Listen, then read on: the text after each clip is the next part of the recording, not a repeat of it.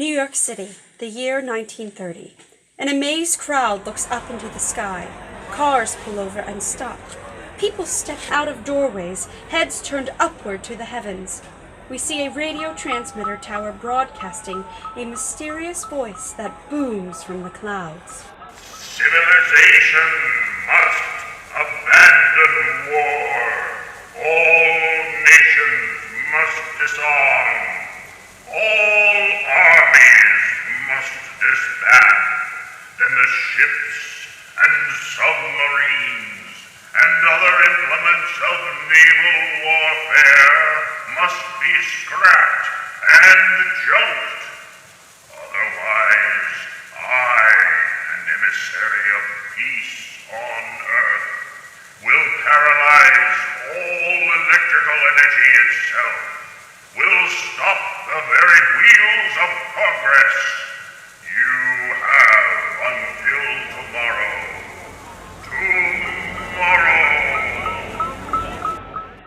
We see the exterior of the United States Secret Service building, Washington, D.C., then an office inside, where young agent Jack Deering and his superior look out of an open window. You hear it? That voice you heard comes from somewhere on the great American desert. How soon can you get there? I can get there in 5 hours if I have the new super-speed plane. Well, take it, and do not come back here without your man. Yes, sir.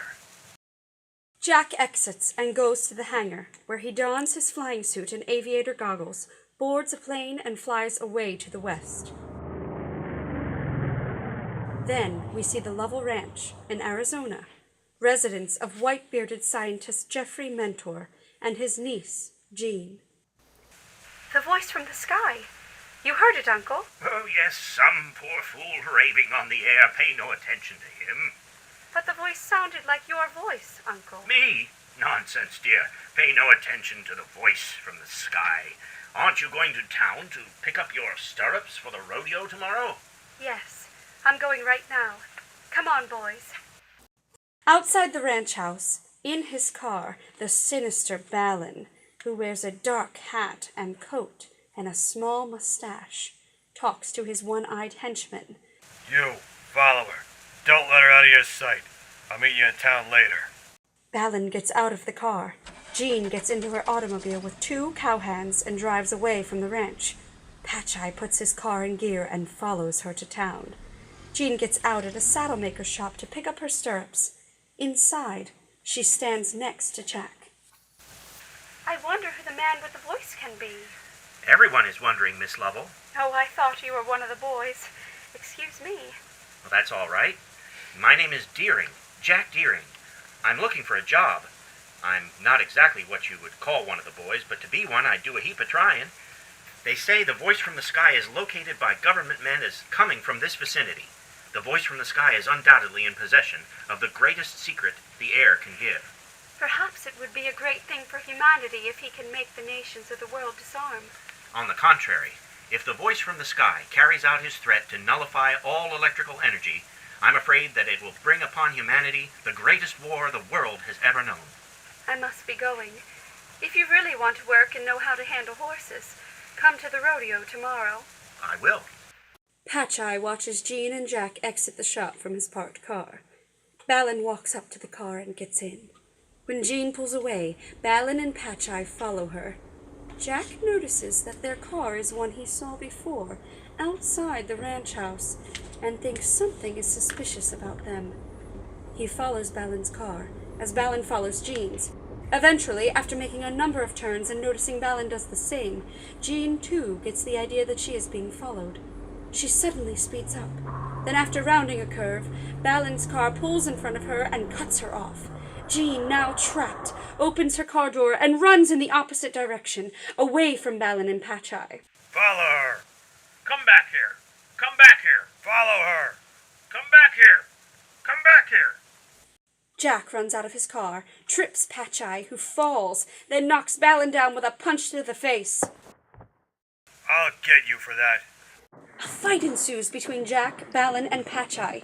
It's 2 against 1, and Jack holds out as long as he can, but eventually is overcome by the crooks and knocked down in an alley. Meanwhile, Jean has made it home safely to the Lovell Ranch and goes downstairs to look for her uncle in his laboratory, which is located in the natural caves underneath the Lovell Ranch. Uncle, where are you? The voice from the sky is about to strike.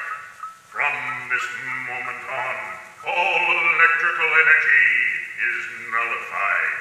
All motion must stop. Now, try your aeroplanes, your submarines, your battleships. Uncle, please do not do this terrible thing you are doing. Please listen to me. You are bringing on the very thing you are trying to do away with. I'm only doing what your father advised. It was he who gave me the secret of the air. It was he who enabled me to do that which I am determined to do for the benefit of humanity. My father? Yes, and on your person, though you know it not, is the secret which has given me the power to control the electrical energy of the universe. Suddenly, Balin, who has apparently been able to follow Jean to the caves, bursts in and holds a gun on Jean and Mentor. And Miss Lovell, I am here to find the secret that is somewhere on your person. Will you give me that secret, or must I take it from you? I don't know what you are talking about. Then I'll show you what I mean. Touch her and you're a dead man. Go, Jean. I'll have no mercy on these men. Go. Don't let her get away. Jack and Balin fight. Jean runs out of the room. Go get that girl. All right. Patch-Eye runs out after Jean. Jack disarms Balin, twisting his arm behind his back. Secret Service man, eh? Well, I'm sorry, but the secret of the air I'm after means more to my country than your life. So that's why I'll have to put you out of the way. Where's that girl, Balin? Go find her yourself. Where is she? I'll tell you nothing. Oh, yes, you will, or I'll break your arm. I'll never tell. Oh, yes, you will.